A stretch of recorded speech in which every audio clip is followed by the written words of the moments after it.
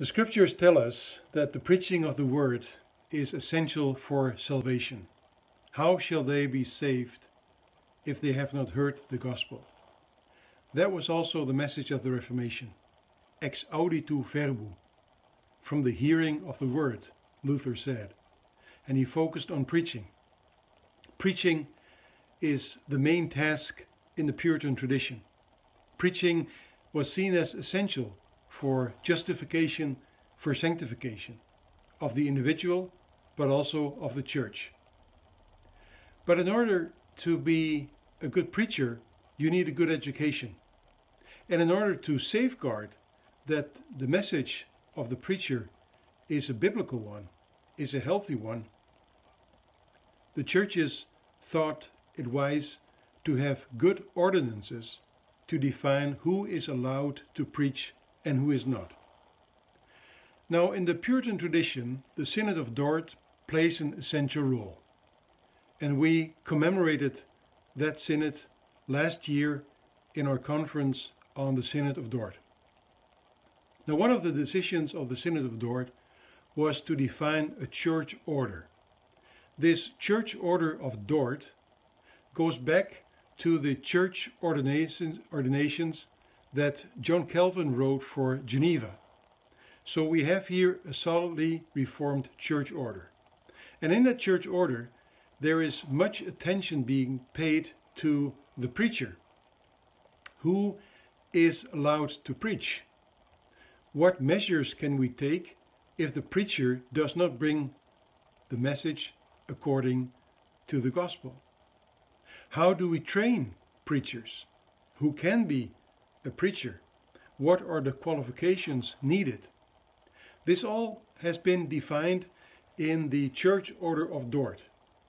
And I'm convinced that this church order is still valid and very helpful for today.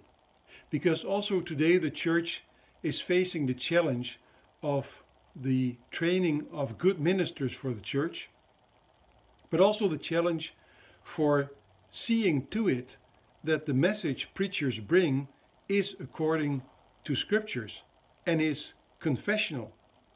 And what measures have to be taken if ministers or pastors do not preach as they should do. That is all in this church order of Dort. Now, I know also today people think that church order sounds so far away from the gospel. Church order sounds like law, but we need the gospel. But there is no opposition.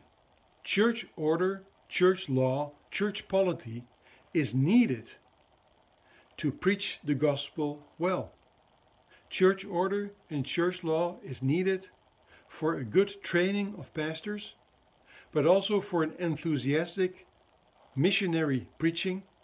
So these guidelines in the Church Order of Dort will also for today help the church to be a church according to the word, to be a church that goes out with a message of salvation, salvation to lost sinners. So in discussing at this conference the topic of Puritan preaching and the Puritan preacher, the church order should not be forgotten. Quite the opposite. The church order should be one of the central things in the topic of Puritan preaching. So I hope you can learn from this lecture. I hope you will find time to go through these church orders in the Reformed tradition, and especially the one that was defined at the Synod of Dort, that synod that has become so influential for the Reformed tradition worldwide. 지금 강조하신 것처럼 교회의 질서, 처치 오더, 그걸 제가 저기서는 교회 법이라고 했어요. 이 두 가지를 잘 조화시켜서 이해하셔야 됩니다.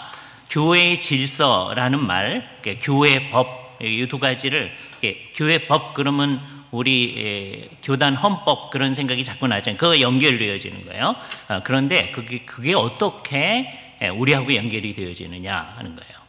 오늘 첫 번째 이제 강조점은 어디 있느냐면 오늘 얘기를 하면서 이제 세 가지 나머지 얘기는 아주 일반적인 얘기인데 세 가지 강조점이 있는데요. 첫 번째는 대개 청교도들 그러면 굉장히 넓습니다. 구원에 관한 이해에 있어서도 넓고 오늘 우리가 얘기하려고 하는 교회의 정체에 관한 얘기에 있어도 상당히 넓고 다양한 이해가 있죠.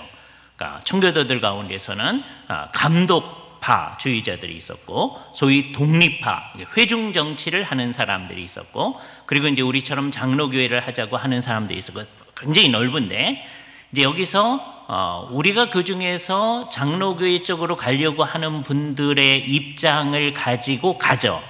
그거를 이제 쉘던 하이스 교수님께서 청교도 운동이라고 하는 것을 대개 영미계통으로 생각할 게 아니고 이거는 화란을 비롯해서 또 독일에서도 상당히 많은 청교도 전통을 우리가 찾을 수 있겠다.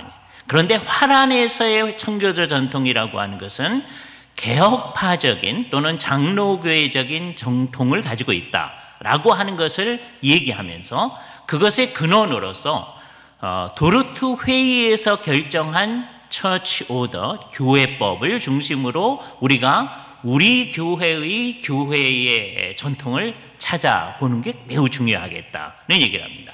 근데 그 교회법 가운데서 어떤 교회법을 우리가 생각하는 거냐? 어떤 사람이 목사가 되고 어떤 사람들을 목사로 훈련을 시키고 그분이 이제 문제가 있을 때는 어떻게 하고 하는 것을 규정하는 그 일을 찾아서 해보자. 그죠? 그러니까 이게 굉장히 중요한 이야기가 됩니다. 장로교회적인 청교도 전통을 이제 제시하는 일이죠. 그리고 그것을 도르트 회의의 결정으로부터 찾아내는 일, 이게 이제 이분이 첫 번째 시도하려고 하는 일입니다. 그러니까 우리가 대개 웨스트민스터 정치 형태라고 하는 것으로부터 우리는 이 문제를 다루기가 쉬운데 거기에만 한정하지 말고 도르트 회의 결정문에서 나타나는 도르트 교회 질서라고 하는 것에 토대를 두고 우리 얘기를 하자라고 하는 겁니다. 그게 출발점은 어디 있느냐? 성경의 가르침에 우리가 뿌리를 두어 있다라고 얘기를 하고 있는 거죠. 그러니까 우리는 과연 누가 설교를 할 수 있는가라고 하는 것을 굉장히 강조하는데 이거는 설교자 자신이 중요해서가 아니라 설교자의 직무에 대한 관심이 아주 높기 때문이다라고 하는 것을 강조하십니다. 그러니까 아주 적절한 사람이 설교해야 되는데 우리 설교자 자신이 중요한 게 아니고 이 설교가 하고 있는 그 직분의 중요성 때문에 매우 적절한 사람이 뽑아져야 되는데 설교자에게는 하나님의 말씀이 위임되어져 있다라고 하는 것을 강조하시죠. 우리는 하나님의 말씀을 선포하라고 하는 위임을 받았다.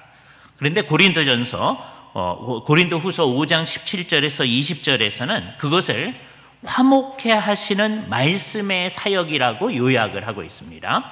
이게 중요하기 때문에 고린도후서 5장 17절에서 20절 말씀을 읽도록 하겠습니다.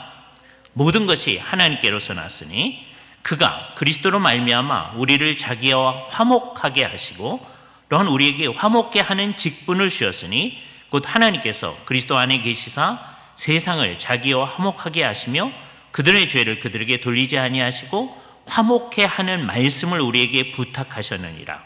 그러므로 우리가 그리스도를 대신하여 사신이 되어 하나님이 우리를 통하여 너희를 권면하는 것 같이 그리스도를 대신하여 간청하노니 너희는 하나님과 화목하라. 여기 화목해 하는 직분이라는 말이 나오는데 이게 우리가 잘 아는 디아코니아, 섬기는 것이라는 거죠. 그래서 우리는 말씀으로 섬기는 사람 또는 말씀과 성례로 섬기는 사람, 우리가 정함신학 강좌를 하고 있으니까 박윤선 막사님의 말씀으로는 말씀으로 수종드는 사람, 그러니까 이게 섬긴다는 말이나 수종드는다는 말이나 똑같은 말이에요. 근데 옛날 분들은 다 수종든다 그랬죠. 우리가 교회에서 하는 모든 사역을 다 수종드는 거예요. 그것을 말씀으로 섬기는 사역이라고 얘기합니다. 그러니까 우리들이 하는 일은 하나님과 회복된 관계로 회복시키든지 말씀의 선포를 통해서 아니면 저주 아래 그대로 두든지 하는 그 말씀에 대한 사역이기 때문에 이게 매우 중요하다는 얘기를 합니다. 이렇게 설교의 직무를 높이는 이 일은 어떤 역사적 배경을 가지고 있는가라고 하는 것은 교회 전체로부터 나타난 건데, 교회는 이 직무가 매우 중요하기 때문에 일종의 규범이 필요하다라고 하는 것을 늘 얘기해 왔다는 거죠. 그러다가 중세에 들어와서 설교가 미사의 그늘 아래 가려져 있었다라고 하는 판단을 합니다. 이게 굉장히 아주 조심스럽게 평가하신 말이에요. 설교가 미사의 그늘 아래 가려져 있었다. 중세교회는 설교가 전혀 없었다, 그런 거 아니고 거기도 설교자들이 있었으니까. 그러나 미사의 그늘 아래 있었다. 그래서 어떻게 됐느냐, 이제 제단이 매우 중요하게 된 거죠. 그리고 하나님 앞에서 제사를 드리는 것이 중요하게 된 거예요. 중세교회는 그렇게 얘기하는 거예요. 예배가 제사가 되어져 버렸습니다. 종교개혁은 뭐냐? 예배가 제사가 아니라는 것을 선포한 거죠. 그래서 설교자가 다시 등장한 것이고, 예배당 앞에 있는 여기가 제단이 아니고 설교단, 풀핏으로 다시 나타난 거예요. 이게 종교개혁의 중요성을 셀더 하이스 교수님이 얘기한 거죠. 설교단으로 대치되어지고, 제사장이, 옛날에는 사제라고 했던 분이 설교자가 되어졌다. 그래서 옛날에는 회중을 대표해서 사제가 하나님께 제사를 드리는 게 목표였는데, 이제 설교자는 하나님의 메시지를 가져다가 회중들에게 전하는 사람이 되어졌다. 그러니까 종교개혁은 결국 예전의 변화를 가져온 거죠. 예배 드리는 방식의 변화를 가져온 겁니다. 따라서 앞으로 교회 안에서 섬기는 사람들을 훈련시킨다고 했을 때 뭐가 중요하게 되느냐? 성경의 언어에 관한 철저한 연구, 아침 시간에도 그거 생각했어요. 다음에 성경 해석, 그리고 어떻게 설교해야 되느냐, 설교학에 대한 관심. 따라서 예전의 변화와 함께 신학 교육의 변화가 일어났죠. 그래서 아침에는 뭘 강조했느냐면 대학이 변화되어진 거다. 종교개혁은 대학에서 시작되어졌다. 그 얘기를 했었습니다. 그죠? 그래서 이것은 굉장히 중요한 전통인데, 쯔빙글리, 마틴 부셔, 멜랑턴, 칼빈, 블링거, 이 모든 사람들이 설교와 설교자를 굉장히 높이 했고, 그래서 칼빈은 설교자를 뭐라고 말했느냐? 교회에 파송된 하나님의 대사라고 얘기했다. 그죠? 사신이라는 말을 얘기했던 거죠. 이거는 결국 바울의 말을 다시 한번 반복하는 말이었어요. 그러나 다시 바울의 그 개념이 우리들에게 회복되어지면서 칼빈의 이 말은 매우 중요한 겁니다. 따라서 설교자의 한마디 한마디 말은 자기가 하는 말에 대해서 하나님 앞에서 책임져야 함을 의미하는 것이죠. 칼빈이 그걸 강조합니다. 이게 모든 설교자들한테 부담이 되는 말이죠. 설교단은 그 보좌로부터 하나님께서 우리의 영혼을 통치하시는 하나님의 보좌이다. 설교단이 하나님의 보좌이다 라는 칼빈의 이 이하를 얘기합니다. 이것은 교회의 회중이 설교단에서 하나님의 의로운 심판에 직면해서 죄를 고백하고 여기서 용서의 말을 들을 수 있다는 것을 의미했었죠. 그렇기 때문에 설교자에게 이것은 먼저 이 말씀을 맡겨 설교하시는지를 매우 존중하는 마음으로 자기가 먼저 듣고 그리고 나서 말해야 한다는 것을 의미한다고 칼빈은 말했던 것입니다. 그래서 칼빈은 목회자가 먼저 말씀의 제자가 되지 못하면 설교단에 오를 때 자신의 목을 부러뜨리는 것이 더 나을 것이다 라고 말할 정도였습니다. 복음을 설교하는 것보다 하나님께서 더 귀히 여기시는 것은 그 어떤 것도 없으니 복음의 설교는 사람들을 구원으로 인도하는 수단이 되기 때문이다 라고 얘기하는 겁니다. 그러니까 설교를 이렇게 중요시했기 때문에 개혁화 전통에서는 교회의 질서 가운데서 누가 설교할 수 있느냐에 대해서 굉장히 높은 가치를 부여했습니다. 원래 이게 많이 없어졌어요. 그래서 오늘날은 목사가 아니어도 신학 공부한 사람이 아니어도 설교할 수 있다라고 자꾸 생각하는 경향들이 다른 데에 있을 뿐만 아니라 우리한테도 막 있습니다. 왜 목회자들만 설교를 해야 되느냐라고 물어보는 거예요. 여기에 대해서 지금 칼빈을 인용하면서 이것이 얼마나 중요한가 하는 얘기를 하는 거예요. 그런 칼빈의 제네바의 전통을 받아들여서 화란의 경우에는 베셀 언약에서, 이것은 1568년도에 있었던 화란이 스페인에 의해서 이제 지배 당할 때, 스페인은 이제 천주교고 당시 다 천주교 지배니까 이 개혁파적 입장을 가지게 된 사람들의 최초의 모임입니다. 베셀이라는 지역에서 모이는 모임이에요. 그런데 이게 화란 국경 내에서는 모일 수가 없으니까 화란 국경 바로 바깥에서 모이는 건데, 풋노트에 보시면 이 모임이 실제로 있었는지 없었는지는 확연한 길은 없다고 그래요. 대개는 있었다고 생각하는데, 중요한 것은 혹시 이 모임이 없었다고 해도, 못 모이게 하니까 없었다고 해도 이때 규정한 질서들은 그대로 있는 거예요. 우리가 뭘 주장한다, 거기에 보면 57쪽에 있는 중간부분 인용본입니다. 왜냐하면 성경이 목회자들 그리고 감독들 또는 장로들이라고 부르는 사역자들은 요 세 가지 직분을 동일시했습니다. 목회자들, 감독들, 장로들, 그것들은 주로 네 가지 정도를 하는데요. 공적으로 교회당에서나 집들에서 행하는 하나님의 말씀을 선포하고, 거기 왜 집들이란 말이 있었느냐면 그 당시에 공식적으로 모일 수 없는 경우들이 많이 있었기 때문에 그런 얘기하는 거예요. 예배당에서나 집들에서 하나님의 말씀을 공적으로 선포하고, 두 번째, 율법을 분석해서 적용하는 것, 그다음에 세 번째, 상황에 맞춘 가르침, 권면, 위로, 견책, 그리고 마지막 성례를 섬김, 그리고 7일을 행하고 유지함으로 구성된다는 것은 논란의 여지가 없기 때문이다. 그러니까 목회자의 소위 요즘 말로 하면 job description을 이렇게 규정을 하고 있습니다. 그죠? 여기서 목회자의 직무의 발전도 시사되어지고 있습니다. 루터는 설교 사역에만 집중하고, 루터교의 모델에서는 유일한 교역자가 일하는 사람이 설교자입니다. 그러니까 교회의 직분자가 설교자였습니다. 이거에 비해서 마틴 부셔는 장로직을 적극적으로 고려했고, 그것을 따라서 칼빈도 설교자와 장로, 그다음에 집사, 이 직분들이 의미 있게 나타나게 된 거죠.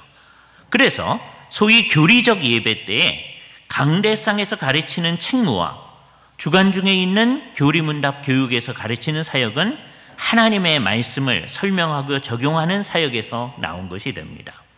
그래서 사중적 사역이 여기 언급되어지는데, 설교, 성찬을 섬김, 그다음에 치리함, 그다음에 가르침, 이런 사중적 사역은 사실은 복음을 선포하는 일에 제일 중요한 분과들로 나타나는 것이죠. 성례는 선포된 약속의 표호와 인호로서, 그리고 치리는 하나님 나라의 문을 열고 닫는 능력의 한 부분으로 나타나게 된 것이죠. 목회 사역은 가르침과 권면과 위로와 견책에 포함되어 있기에 목회 사역이 그와 같은 이름으로 붙여지지 않은 것은 놀라울 정도다라고 얘기합니다. 여기서 이제 두 번째 강조점, 오늘 셀더 하이스 교수님의 두 번째 강조점이에요. 목회자는 말씀과 함께 사역한다. 말씀이 말하여질 때마다 목회의 사역이 있기 때문이다 라고 얘기하죠. 그래서 백성들의 목소리가 아니라 폭스 포플리예요. 사람들의 목소리가 아니라 선한 목자의 말씀만이 가르치고 위로하고 권면할 수 있다라고 이야기를 합니다. 두 번째 강조점이 흥미로워요. 대개는 말씀과 함께 역사하는 분이 우리 개혁파 전통에서는 성령이라는데, 그걸 무시하지 않지만 동시에 설교자들이 말씀과 함께 역사하는 거다.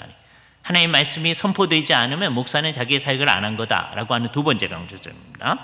세 번째, 그러면 어떤 사람이 강대상에 설 수 있느냐? 그 말은 이게 비유적인 말인데요.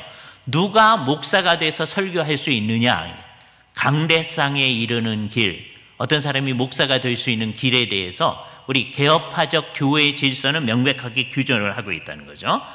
그걸 위해서 제일 중요한 게 내적인 소명이 있어야 된다. 그리고 그것을 이제 외적으로 알도록 하기 위해서 시험, 선출, 인허, 그다음에 임직, 이런 것들이 있게 되는데, 이런 것들이 외적인 소명이다. 나중에 나오겠지만 외적인 소명은 내적인 소명을 인치는 겁니다. 이게 어떻게 되는지 하나하나를 생각해 보죠. 개혁파 교회법에서는 합법적으로 그렇게 할 수 있다는 자격 없이 그 누구도 말씀 사역, 즉 설교와 성례를 집행할 수 없다라고 하는 것을 강조해 왔습니다. 특히 도르트 공회의 교회 질서 제3조 또는 교회법 제3조에서 이렇게 얘기합니다. 59쪽에 있는 인용문입니다. 그가 교수든지 장로든지 집사든지 말씀과 성례를 섬기는 사역에로 합법적으로 부름을 받지 않고서는 말씀과 성례를 섬기는 사역을 할 수가 없다. 우리 학교의 교수님들은 목사면서 교수니까 이거하고 상관 안 되는 거예요. 근데 대개는 이제 목사가 아니고서 교수인 분이 있었거든요. 옛날 이제 화란이나 제네바에나 그런 경우에 그건 교수를 할 수 있어요. 하나님의 말씀을 가르칠 수 있어요. 그러나 성례를 집행할 수 없다고 하는 거죠. 합법적으로 부름을 받지 않고서는 이것을 규정하는 겁니다. 그죠? 장로나 집사님들도 말씀 사역에로 합법적으로 부름을 받지 않고서는 이 목사의 설교하는 직분을 할 수가 없다. 그래서 그렇게 안 하면 어떻게 되느냐? 이에 반하여 행하는 사람은 그리하지 마시라고 권면을 받아야 하고, 굉장히 이제 차례대로 가는 거죠. 그렇게 하면 안 됩니다. 합법적으로 부름을 받은 다음에 소명을 받은 데 해야 됩니다. 라고 해야 되고, 여러 번 그런 권면을 받았음에도 불구하고 그에 저항하고 계속하려 하면 노회는 둘 중에 하나를 해야 되는데, 그가 교회 분열주의자라고 판단하든지 다른 방식으로 벌을 받도록 해야 한다. 그죠? 그러니까 합법적으로 부름받은 목사들만이 하나님의 말씀을 선포하고 성례를 집행할 수 있다라고 얘기합니다. 이 법은 순수하지 않은 동기로 교회의 사역에 관여하려고 하는 사람들이나 특별히 설교를 할 수 있는 준비가 되어 있지 않은 상황에서도 설교하고자 하는 분들에 대한 규칙을 마련한 거죠. 이 세상엔 그런 사람들이 옛날에나 지금이나 다 있는 거죠. 그래서 옛날에 17세기에 화란 사람들도 이것을 규정하려고 한 거란 말이에요. 그죠? 성경에서 하나님의 말씀을 대신해서 일을 하는 경우에 모든 사람이 하나님의 부름을 받은 것과 마찬가지로 먼저 하나님께서 부르시는 일이 있어야 되죠. 하나님께서 부르시는 일은 내적인 소명, 내적인 소명은 내가 그것을로 하나님을 섬기려고 말씀 사역으로 또는 성례를 베품으로써 하나님을 섬겨야 되겠다는 강렬한 열망이 있어야 되고, 그다음에 그것을 할 수 있는 최소한의 은사가 있어야 되고요. 그다음에 그것을 위해서 주께서 길을 열어주심이 있어야 돼요. 그것을 우리는 내적인 소명이라고 얘기합니다. 근데 그것을 인정하는 요소가 뭐냐? 이제 교회의 공적인 기관이 시험하고 선출하고 인허하고 임직을 하느냐 하는 겁니다. 이게 외적인 소명입니다. 그죠? 짧게 말해서 어떤 사람이 그 직임을 감당하기를 원해야 하고 갈망이 있어야 돼요. 그 일을 할 수 있어야 하고 자기에게 최소한의 은사가 있어야 됩니다. 그를 위한 여지가 있어야, 주께서 길을 열어주신 게 있어야 소명이 있다고 할 수 있어요. 이 요소들 가운데서 어떤 것도 하나라도 빠지면 그 사람에게 하나님에게 부르심이 있다고 할 수 없습니다. 그런데 자기는 부르심이 있다고 말할 때 그것을 외적으로 인정하는 게 뭐냐? 앞으로 있을 일들입니다. 첫 번째, 시험입니다. 우리나라에서는 시취, 옛날 선배님들이 그렇게 해놨어요. 목회자가 되는 가장 일반적인 방식은 교육에 의한 방식입니다. 학교를 다녀서, 신학교를 다녀서 되는 방식이죠. 그래서 이것을 매우 강조해 왔는데, 성경의 언어들을 잘 알아야 되고, 역사 신학, 즉 교회사를 알아야 되고, 당대의 신학에 대한 지식이 있어야 되고, 설교를 할 수 있어야 한다. 그래서 개혁자들에게 있어서는 대학 수준의 교육을 필요로 한 거죠. 루터는 이미 대학의 교수였고, 그래서 이미 비텐베르크 대학이 있었고요. 그다음에 그게 잘 없는 칼빈은 제네바 아카데미를 창설한 거죠. 그래서 누구든지 이 교회의 교육 프로그램의 지휘 아래에서, 감독 아래에서 이 일이 이루어져야 하는 거죠. 그래서 목사가 될 때는 언제나 준비 시험과 최종 시험이 있게 되어지는데, 준비 시험은 대개 대학이나 신학교에서 하는 것이고, 최종 시험 또는 더 결정적인 시험은 교회가 주관하여 치르는 시험입니다. 우리의 목사고시에 해당한다고 말할 수 있어요. 예. 이때 두 가지 시험을 전부 다 교회가 주관할 수도 있습니다. 그때는 충분히 교육을 받았다는 증명을 요구하는 경우가 있습니다. 그래서 그런 경우에는 준비 시험은 그 사람의 출신 노회에서 하고 최종 시험은 그 사람이 섬겨야 하는 그 교회에 속해 있는 노회에서 하는 경우들이 있었다라고 얘기를 하는 거예요. 그죠? 그런데 이렇게 된 다음에라야 이제 시험적인 설교를 할 수가 있는데요. 이때 목회자 후보생이 나아가 시험 설교를 하는 예배도 그때는 유일하게 목사님이 설교하지도 않고 합법적으로 임직한 목사님께서 성경을 읽지도 않기 때문에 이 말은 옛날에는 성경 봉독하는 것도 합법적으로 임직한 목사님들이 했고 때때로 신학을 공부하는 사람들이 이것을 읽는 것을 허락을 받아서 하기도 했었습니다. 성경 봉독하는 것을 그 얘기를 하는 거예요. 그래서 시험 설교의 경우는 이게 예배인데 아주 특별한 경우다라고 얘기했어요. 이런 경우에 시험 설교를 하는 경우에 화목해 하는 사역이 있는가 없는가 하는 문제를 교회 무슨 회의에서 다룬 적은 없습니다. 또 이것을 다룬 문헌도 없다고 셀도 하이스 교수님이 얘기해요.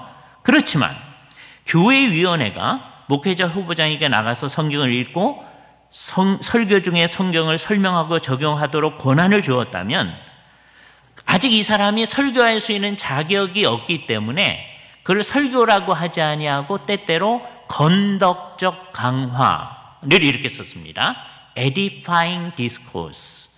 그러니까 합법적으로 부름받은 목사님들이 하는 것을 설교라고 하는 거고요.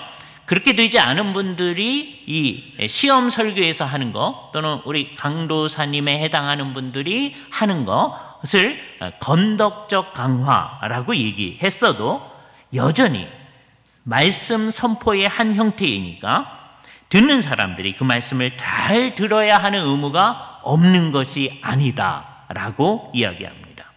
이런 형태의 설교도 허용에 있어서나 실천에 있어서 항상 교회의 규제 아래에 있는 것이다. 이거는 설교를 얼마나 중요시하면서 얘기하는지를 우리가 눈여겨 봐야 될 상황입니다. 이게 이제 일반적인 방식인데 다른 방식이 있다는 것을 화란교회가 늘 허용했다고 하는 거예요. 공식적으로 훈련받은 사람들이 아닌데도 목사가 될 수 있는 길, 대개 그것을 대개 8조에 따른 설교자들이라고 얘기했습니다. 이게 도르트 교회법 8조를 얘기하는 거예요. 63쪽에 있는 중간 인용문을 보시면 됩니다.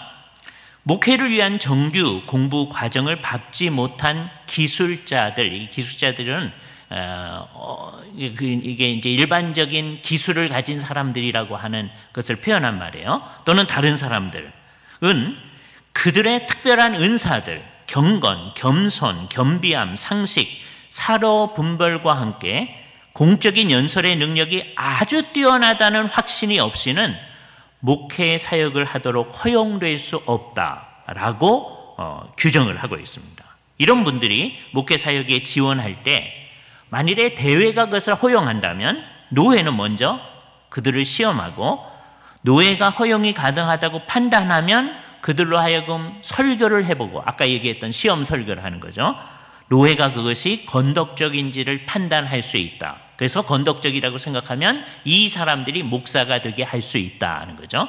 이렇게 되는 사람들을 제8조에 따른 설교자들이라고 얘기했던 거죠. 한국교회는 그런 건 없어요. 이제 이거는 거의 침례교회 사람들이 하는 거라고 우리가 넘겨버린 거고 우리는 늘 교육에 의한 전통만을 가지고 있는 거죠. 근데 이런 경우에는 아주 특별한 은사와 그들의 믿음과 믿는 내용을 얘기합니다. 그 다음에 삶을 검증한 다음에 회중과 노회가 그것을 승인할 수 있을 때 있을 수 있다는 거예요. 그래서 이제 시치를 마치면 이제 선출을 하게 되는데 여기서부터가 이제 이 셀러 하이스 교수님의 강한 주장이 나타나요. 잘 들어보시기 바랍니다. 장로님들과 집사님들의 위원회로서 당회는 목회자 후보생이나 목사님들을 청빙한다. 물론 이 청빙은 그 전에 이루어진 회중의 청빙에 의한 것이다. 그러니까 회중이 청빙해야 그 권세를 가지고 위원회가 청빙을 할 수 있는 거죠. 그런데 개혁파 교회법에 반성직 위계질서의 원리, 교회의 이 직분자들을 어떤 사람 높고 낮고 이렇게 하지 않는 원리를 얘기합니다. 이거는 어떤 사람이 교황이고 추기경이고 대감독이고 그걸 반대하는 것뿐만 아니라 어떤 사람이 제일 높은 목사님, 그 다음에 목사님, 그 다음에 장로님, 장로님 가운데 수석 장로님, 그렇게 우리 하지 않는다는 얘기하는 거예요. 그런 거 없는 원리 때문에 직접 임명하는 것이 아니라 선출한다. 백성들이 선출하는 겁니다. 목회자를 청빙할 때 조차도 회중의 위임과 통찰과 기도가 제거되도록 청빙위원회 또는 교회위원회가 회중을 인도하거나 강요하는 것이 금지되어져야 하고, 하나님께서 백성들과 함께 하시는 것보다 인간적 교류가 더 큰 요소로 작용하는 것을 막아야만 한다. 청빙 과정에 인간들의 생각들이 작용하는 것이 있지 않도록 하는데 사람들이 신경을 썼다고 하는 것을 얘기할 수 있어요. 아까 얘기했던 1568년에 있었던 베셀 위원회의 결정문 한번 보도록 하죠. 64쪽에 인용문이 있습니다. 여기 4가지 정도가 제대로 된 선출을 막는다고 하고 있어요. 첫 번째, 목회자들의 오용적인 선출 관례들. 옛날에 선출을 해봤었는데 잘못되는 방식이 관습적으로 되어져 있던 게 있다는 거죠. 두 번째, 회중에 사려분별 없고 무모한 자의성, 그냥 우리가 원하는 대로 하지 이런 생각. 세 번째, 전임자들의 욕망에 찬 지배뿐만 아니라 네 번째, 권리가 없는 소명과 선출은 될 수 있는 대로 배제되어져야 하고 합법적인 것으로 여겨질 수 없다. 여기 권리가 없는 소명과 선출은 이따 나오겠지만 어떤 거냐면 목사를 맡아주십시오. 그런데 당신의 생활을 우리 전혀 책임지지 않겠습니다. 그런 거예요. 그게 권리가 없는 소명과 선출입니다.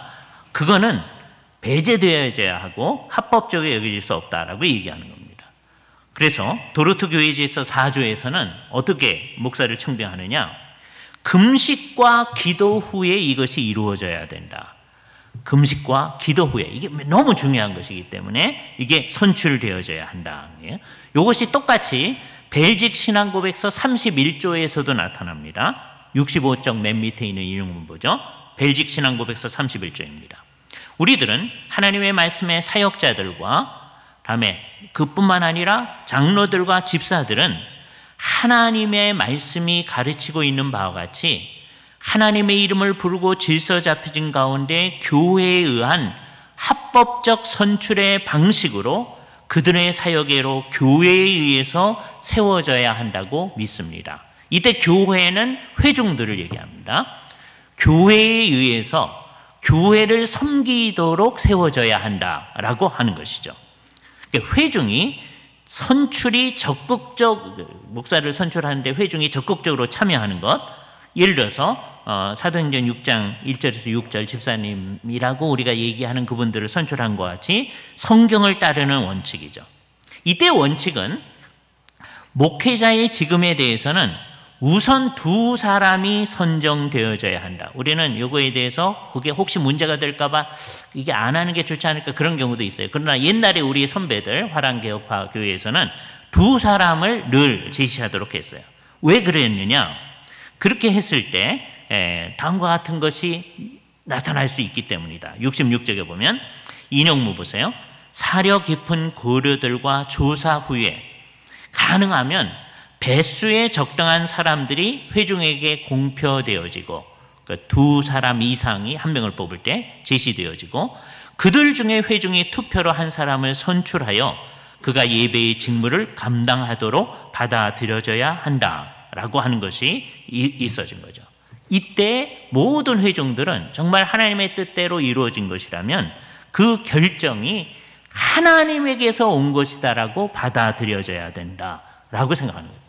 그러니까 백성들이 우리가 선출했다고 해서 우리가 당신을 뽑았습니다, 그런 말을 하면 안 된다라는 겁니다. 근데 그렇게 선택한 것으로 끝나는 게 아니라 인허해야 하는데 이게 굉장히 중요한 부분으로 얘기되어진 거죠. 교회 회의에 의해서 인정받아야 된다. 그죠? 해당 교회의 교회위원회와 그가 현재 속해 있는 노회가 그를 보내는 것을 허락해야 되는, 인허해야 하는 거죠. 그러지 않으면 안 되는 것이다. 이런 경우로 이제 그 노회가 이것을 거부할 수가 있는데, 예를 들어서 이 지역의 목사들이 너무 적어서 그가 떠나면 성례의 사역의 위험에 처하게 된다든지 하는 이유 등이 인허를 거부하는 이유로 명시되어질 수가 있습니다. 다음에 이제 임직의 과정이에요. 도론토 교회 질서 또는 도론토 교회법 제4조에서는 임직을 뭐라 그러냐면 회중 앞에서 하는 공적인 임직식이라고 얘기합니다. 이는 바른 규정에 따라서 맨 처음에 서약, 질문을 하는 거죠. 다음에 권면을 하죠. 기도하고, 다음에 임직 예배를 사회한 목사님 또는 다른 목사님들이 더 참석했으면 다른 목사님들의 손을 얹음으로 수행되어져야 한다. 도론토 교회지에서는 사회에 하시는 목사님 한 분이 해도 족하다 이렇게 생각한 거예요. 모든 사람이 나와서 하는 것은 아닐 수도 있다고 얘기하는 겁니다. 자, 이 표현이 말하는 것처럼 임직식은 그 목회자를 정한 회중과 연결시키는, 어태칭시키는 거예요. 그죠? 이게 아주 중요한 개념입니다. 어떤 회중과 그를 연결시키는 거예요. 그렇기 때문에 이거는 하나님과 회중과의 만남 가운데서, 즉 예배 가운데서 시행되어져야 한다. 처음으로 목사가 되는 사람에게는 임직식 때에 손을 얹음, 안수가 동반되어지는데 이에 대해서는 많은 오해가 되어 왔기 때문에 다음과 같은 것이 아니다라고 하는 걸 천명한 거예요. 사역을 넘겨주거나 사역을 위한 은사의 전달이 아니다. 그러니까 안수를 하게 되면 무슨 성령님의 특별한 은혜가 오는 게 아니다라고 하는 거죠. 이 얘기를 정함신학 강좌에서 하는 것은 매우 의미 있습니다. 왜냐하면 박윤선 목사님이 평소에 이것을 아주 강조하십니다. 그렇죠? 네. 이게 화란이나 이 장로교회의 전통에 늘 있었던 거죠. 우리가 안수를 할 수가 있는데 거기에서 뭐가 있어지는 게 아니죠. 특별히 사역적 계승은 아니다라고 하는 것을 아주 명백히 하고 있는 겁니다. 그러므로 장로님들이나 집사님들이나 회중의 회원들에 비해서 목사에게 안수의 권한이 더 있는 것이 아니다. 여기서 뭐가 나가는 것이 아니기 때문입니다. 그래서 이것을 방지하기 위해서 교회는 이전서부터 이것을 명백해 왔는데 1571년 엠덴 회의의 결정문에서 보세요. 이게 68쪽 가운데 있습니다. 목사들은 엄숙한 기도와 안수로 임직되는데 안수에 대한 미신적 이해에 근거해서는 안 된다. 또 이것이 반드시 필요하다고 하면서 안수해서는 안 된다는 거예요. 그러니까 두 가지가 안 되는 거예요. 미신이라고 말할 때는 그렇게 할 때 성령님의 은사가 임한다, 또는 사역적 계승이 일어난다, 사도적 계승이 일어난다고 생각하는 그걸 미신이라고 한 겁니다. 천주교적 개념 배제한 거예요. 또 하나, 반드시 이게 있어야만 목사의 사역을 할 수 있다라고 하는 거, 그러면서 안 된다라고 1571년 엠덴 대회에서 얘기했습니다. 1578년 도르트 대회, 이건 우리가 기념했던 도르트 공의회 이전 옛날이죠. 1578년도. 잘 우선 그 말을 읽어보죠. 그들은, 임직자들은 처음 임직하는 경우에는 안수로 교회를 섬기는 직임회로 받아들여지고, 아니면 오른손을 주어 교제의 안수를 함으로써 직임회로 받아들여지고 하나님께 하는 기도와 함께 권면을 받게 되어진다. 이게 임직식에서 되어지는 일이죠. 따라서 도르트 대회에서는 이 손을 얹는 것을 뭐라고 같이 생각했느냐, 선배 목사님께서 교제의 오른손을 주어서 악수함으로써 우리가 같은 사역을 섬기게 되었습니다 라고 하는 걸 표현하는 거예요. 그러니까 우리가 선배로서 후배들한테 안수를 할 때 내가 무슨 권한을 주어서 하는 게 아니다, 박윤선 목사님이 강조했던 것이 이 옛날 화란 개혁파의 교회의 특성이었다라고 하는 것을 얘기하는 거죠. 그래서 1571년 베셀 대회 때에도 장로님들과 집사님들의 임직 때에도 안수를 허용했다. 이 화랑교회는 이건 굉장히 낯선 거예요. 왜냐하면 거기는 장로와 집사를 일정한 기간만 하거든요. 그 기간을 지나고 나면 집사도 아니고 장로도 아니에요. 그런데도 처음으로 그 직분을 하게 될 때는 안수할 수도 있다라고 베셀 회의에서 결정을 했었다라고 얘기하는 겁니다. 이때의 의미는 뭐냐? 평생에 걸친 헌신의 표이다라고 하는 겁니다. 안수의 의미가 뭔가라고 하는 것이 남습니다. 이거는 분명한 것은 하나님께서 무슨 복을 주시기를 원하는 행위인데, 그렇다면 한 분이 손을 얹는 것으로도 족하다. 그죠? 그리고 그게 꼭 필요한 것은 아니다라고 하는 것을 생각을 하는 거예요. 칼빈은 이것을 위해서 옛날에 구약시대 때 제사 드릴 때요, 성전에서 희생제사를 희생할 동물들에게 우리가 그 제사 드리는 사람이 손을 얹는 것과 연관시켜서 생각한 적이 있습니다. 손을 얹음이 이제 이 사람이 사역과 섬김을 위해 자신을 온전히 하나님께 드린다라고 하는 개념을 표현하는 것이다. 칼빈은 그 개념을 전달했다는 것이죠. 근데 차이는 희생제물의 경우에는 죄책의 정가가 발생하는데 그래서 얘를 죽이는 거죠. 그런데 임직식계의 경우에, 안수의 경우에는 그런 의도가 있는 게 아니다라고 얘기했습니다. 그래서 한 사람이 세워졌어요. 하나님의 외적인 부르심을 인준했잖아요. 그죠? 그리고 나면 어떻게 해야 되느냐? 교회는 그분을 지지해야 된다. 그 사람이 살아갈 수 있도록 해줘야 된다. 그건 뭐냐? 목회의 사역에 전념할 수 있도록 하는 것이죠. 71쪽 부분, 교회위원회와 회중은 그의 생계를 책임져야 하는 겁니다. 이 책임지는 직무는 그 목사가 나이가 들거나 병으로 더 이상 일을 할 수 없어서 은퇴한 경우에도 계속되어져야 한다. 이걸 이제 어떻게 받아들여야지 한국 사회에서 이제 굉장히 생각을 해 보셔야 돼요. 근데 옛날 선배들은 그렇게 했었다는 거죠. 그죠? 도르트 교회지서 11조에서는 이렇게 얘기합니다. 한편 당회는 회중의 대표로서 목사들에게 적절한 지지를 제공해야 된다.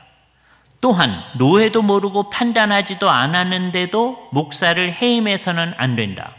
그러니까 목사가 어느 교회를 그만두게 될 때는 반드시 노회의 통과를 거쳐야 된다는 거죠. 교회의 지지가 없는 경우에는 노회는 앞서 언급한 목사가 다른 곳으로 전임해야 하는지의 여부를 판단해야 한다. 그죠? 개혁파 교회 법에서는 임금 또는 월급에 대해서 말하지 아니하고 목사를 지지하는 것이라고 표현합니다. 왜냐? 이것이 그가 노동의 대가로 받는 게 아니기 때문입니다. 이거는 개혁파 교회의 굉장히 중요한 원리예요. 우리는 노동자가 아니다라고 하는 거죠. 그래서 회중들이 그 목사님이 목회에 전념할 수 있도록 그의 생계를 책임지는 것으로 봐야 된다. 온전히 말씀과 가르침에 수고하는 사람의 역할을 하기 위한 것이다. 그 목사가 이 일을 하다가 이제 전임하는 경우는 어떻게 되는가 하는 얘기를 합니다. 그죠? 전임도 전임 청원과 받아들임, 노회에서 받아들이는 거예요. 으로 이루어진다. 여기 큰 원리를 하나 선언하시는데, 목사는 그가 온 방식대로 간다. 어떻게 왔습니까? 노회를 통해 왔잖아요. 그죠? 그러니까 나갈 때에도 노회를 통해서 그 회중으로부터 나가는 거다. 그러니까 회중과 목사가 그냥 알아서 우리가 하는 거, 그런 건 없는 거예요. 우리에게는 많이 있어요, 지금. 워낙은 그런 거 없는 거다. 그렇죠? 언제나 노회를 통해서 어느 교회에 임직하는 거고, 어느 교회에서 그만둘 때에도 노회를 통해서 가는 거다. 자기가 온 방식대로 간다. 이것이 장로교회적 교회 질서의 원칙이다. 즉 노회가 그 이임을 허락함으로써만 이임이 이루어질 수 있다는 것이죠. 이게 이제 개교회주의를 방지하는 거예요.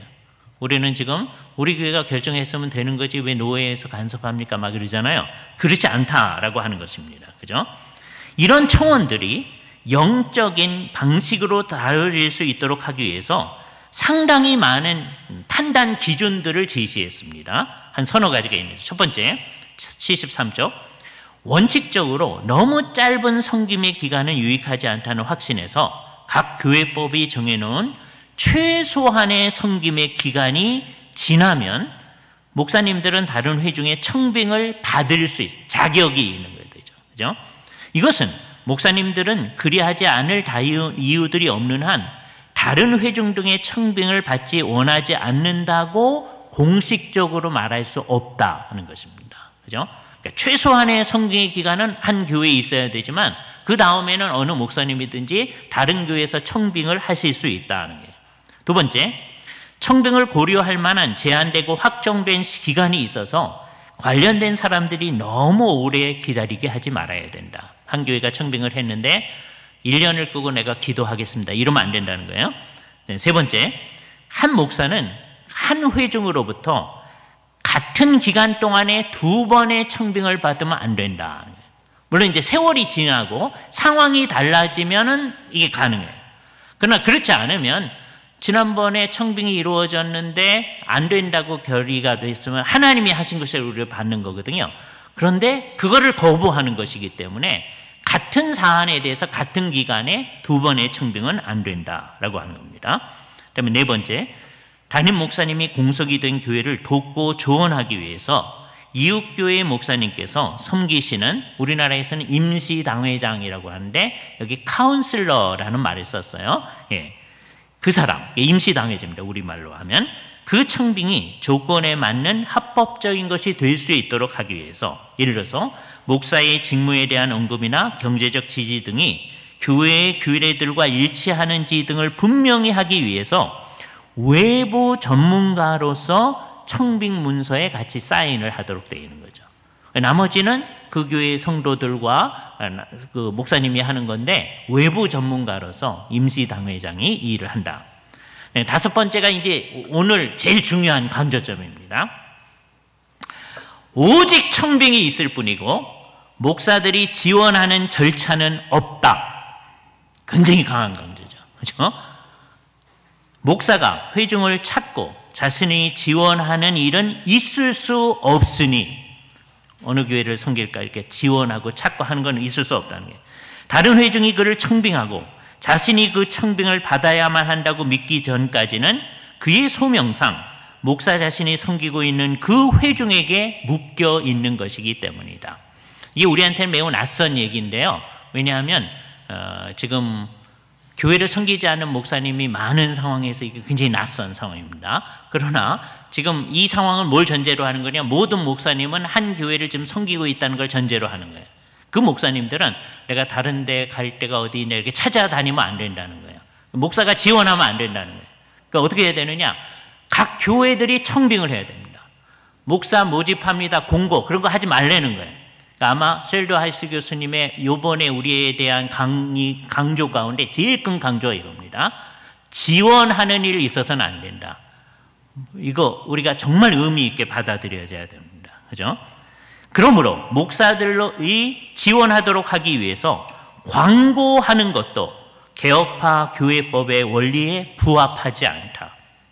사실 우리나라도 옛날에는 장로님들이 돌아다니시면서 늘 청빙을 했거든요. 예? 목사님이 가서 설교 들어보고 청빙을 했는데 목사님들이 너무 많아져서 이게 없어진 상황이에요. 이때 우리가 다시 한번 이것을 상기해야 됩니다. 이런 광고의 성격은 어떤 개혁파 목사님들을 명시적으로 배제하는 자신들이 책정한 어떤 질에 근거한 선택을 할 위험이 있고, 그래서 합신의 THM 이상을 한 사람 이런 거, 어떤 박사학위 한 사람 이런 거, 가끔가다 그런 광고 나오는 경우 있어요. 이런 게 안 된다는 겁니다. 목사의 직무보다 어떤 목사인가 하는 것에 더 강조를 줄 위험성이 있으며, 왜 이런저런 지원자들이 배제되어야 하는지를 설명할 때 부정적 효과를 낼 위험을 지니고 있는 거다. 그러니까 목사는 다 같은 목사고 그 목사들에 대해서 우리들이 청빙해야 된다라고 하는 거예요.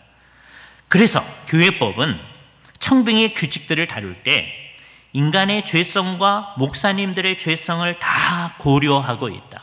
우리가 얼마나 부패한 존재들인지를 이 과정 전체에서 다룬다는 거죠. 그래서 다른 교회에서의 더 나은 직임 또는 명예와 돈과 능력과 편안함을 추구하는 시도를 배제하려는 방식으로 청빙의 법칙들을 작성했던 것입니다.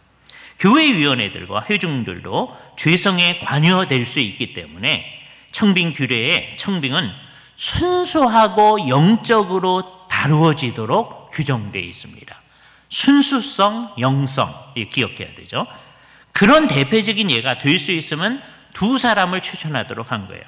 교회위원회가 회중에게 한 사람을 강압한다는 인상을 주지 않기 위해서 그런 거다.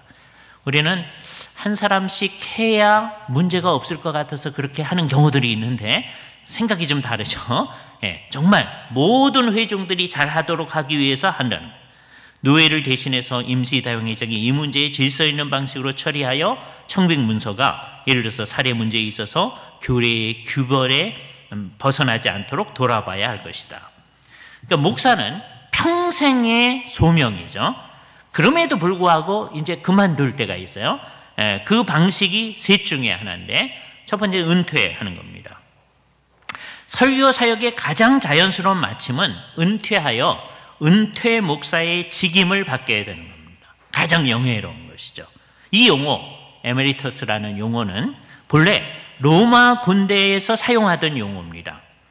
군대에서 한동안 봉직했던 사람이 이제 원하면 계속해서 사역을 할 수 있지만 이제는 그만둘 수 있는 자유를 가진 거죠. 더 이상 군대에 속하지 않고 전투에 임할 의무가 없을 때 그 사람을 명예라고 얘기하는 거죠. 어떤 의미에서 이것은 은퇴 목사에게도 적용될 수 있습니다. 대부분의 교회들은 목사가 일정한 연령이 되면 이런 은퇴 목사가 되도록 연령을 정해 놨습니다. 은퇴하는 일의 주도권은 설교자에게 있습니다. 자기가 하도록 되어 있죠. 그러나 그가 속한 교회위원회는 노예로부터 은퇴를 허락받아야 합니다. 강요해서는 안 되는 거죠. 들어온 바와 같이 나가는, 즉 노예를 통해서 나가는 규칙에 따라서 그리해야 하는 것입니다. 그죠? 이렇게 은퇴 목사가 되면 해당 목사는 더 이상 교회위원회나 노예 회원은 아니지만 우리하고 조금 다르죠. 도르트 교회지서 13조에 따라서 목사라는 명칭은 유지하고 설교할 수 있는 권리도 보유합니다. 어떤 목사가 연령이나 병이나 다른 사유들로 그 사역을 감당할 수 없게 되어도 그는 목사라는 명예와 칭호를 유지하며 자신이 섬겼던 교회로부터 필요에 대한 지지를 영예롭게 받을 수 있다. 영예롭게 받을 수 있다는 건 자기가 요구해서 받는다는 건 아니에요. 요구하지 않는데 주면은 감사함으로 영예롭게 받을 수 있다는 것이죠. 두 번째는 다른 직임을 맡는 일입니다. 이건 대개 삶의 다른 지위로의 전환이라고 얘기합니다. 예를 들어서 아브라함 카이퍼가 그 대표적인 예예요. 목사를 하다가 하란에 수상이 되니까 목사직을 이제 사임을 하게 되어지죠. 이게 소위 다른 지위로의 전환이 되어질 겁니다. 그죠? 그게 도르트 교회지서 12조에 규정하고 있는 거예요. 77쪽 맨 마지막 부분입니다. 말씀의 사역자는 한 번 말씀의 사역자로 합법적으로 부름을 받았으면 평생 교회의 사역에 묶여져 있으므로 그에 대하여 노예가 주목하고 판단할 매우 큰 다른 이유들이 없는 한 말씀의 사역직을 떠나서 세속적 직업에로 나아가는 것을 허용하지 않는다. 그러나 혹시 원하면 또 다른 이유들이 있으면 다른 교수님이 된다든지 아니면 정치적인 일을 한다든지 하는 목사직을 사임하고 갈 수는 있다. 그거를 파괴한다고 하진 않아요. 우린 천주교회가 아니니까. 그다음에 세 번째는 이제 독특한 의미의 사직입니다. 사직이라고 했는데 좀 독특한 거예요. 어떤 거냐? 어떤 교회에서 이제 그만두는 게 잠시 이때 그 목사님을 뭐라 그러냐? 절연된 목사. 아까 어떤 교회 임직을 하는 것은 그 교회와 목사님을 연결시키는 거라고 그랬잖아요. 어태치먼트라고 그랬어요. 근데 어태치먼트를 끊는 겁니다. 왜 끊느냐? 교회 회중과 목사님의 관계가 별로 좋지 못할 때 벌어지는 일이에요.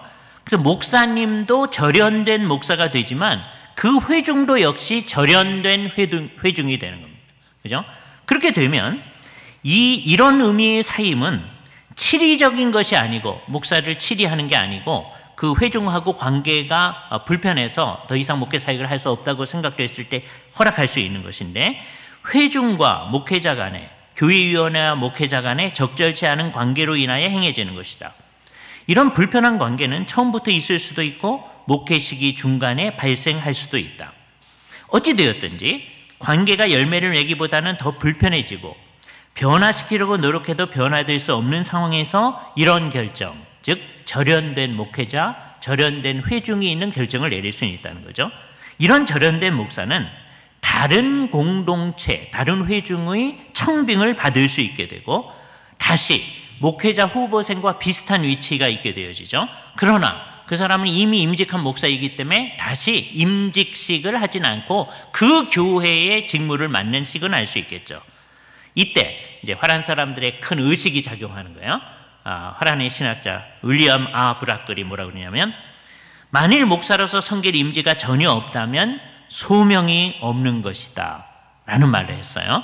이 복잡한 시기에 이 말을 어떻게 적용해야 되는지 우리 신학교 3학년 학생들한테는 큰 어려움이 있는데요. 그렇지 않아도 주께서 적절한 목회지를 주시리라고 하는 믿음을 가지면서 우리는 얘기하는 거죠. 하나님께서는 섬길 곳이 없이 사람들을 부르시지 않는다라고 하는 것을 얘기합니다. 따라서 오늘 우리는 도르트 대회에서 결정된 교회 질서가 루터, 칼빈, 부셔 등과 같은 이 같은 노선을 따르고 있다는 것을 확인하는 거죠. 이것을 강조했던 것이 청교도들인 거죠. 그래서 청교도적인 교회의 질서의 원칙이에요. 목사가 되는 게 이렇게 중요하다, 설교자가 중요하다라고 하는 것은 무엇 때문이냐? 이 사역의 중요성 때문이다라고 얘기하는 거예요. 그죠? 설교자들을 잘 보호하고 있는데 도르트 교회 질서는 그리스도인들 안에 남아있는 죄성을 깊이 있게 의식하면서 교회에 대한 그리스도의 권위를 보호하고 이리들이 양들을 해치지 않도록 하면서 설교자들이 그의 직무를 잘할 수 있도록 보호하기 위해서 여러 규칙들을 제공하고 있는 것이죠. 이와 같은 것이 개혁파적이고 장래교회적인 것이고 청교도들의 길에 계속 충실을 하고자 하는 모든 교회를 위해서 도르트 교회 질서가 얼마나 중요한가 하는 것을 우리가 살펴볼 수 있었습니다. 감사합니다.